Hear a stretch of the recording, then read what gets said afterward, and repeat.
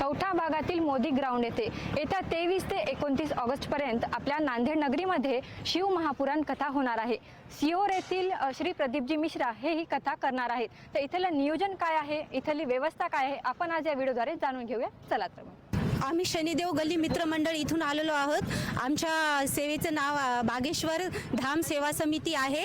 आम्ही इथे सेवा करण्यासाठी आलो आहे। ये जो शिव पुराण कथा हो रही है तो इसमें श्री राम जन्मोत्सव समिति की ओर से 1500 स्वयंसेवक सेवा में यहाँ पे कार्य करने वाले हैं। इथे काही भक्तजन आहेत, खूप दूरून आलेले आहेत। त्यांच्याशी आपण संवाद साधूया आणि त्यांना विचारूया आपण कसं वाटतंय काकू, तुम्ही खूप लवकर आलात। आम्हाला इथं लई चांगलं वाटतंय।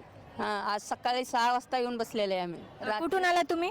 सोलापूरहून आले आम्ही। सोलापूरहून आलात कथा ऐकण्यासाठी? हा, कथा ऐकण्यासाठी। शिव महापुराण कथेचं आपण आयोजन केले नांदेड नगरीमध्ये 23 ऑगस्ट ते 29 ऑगस्ट टाईम म्हणजे दिवस 7 दिवस कथा राहणार आहे।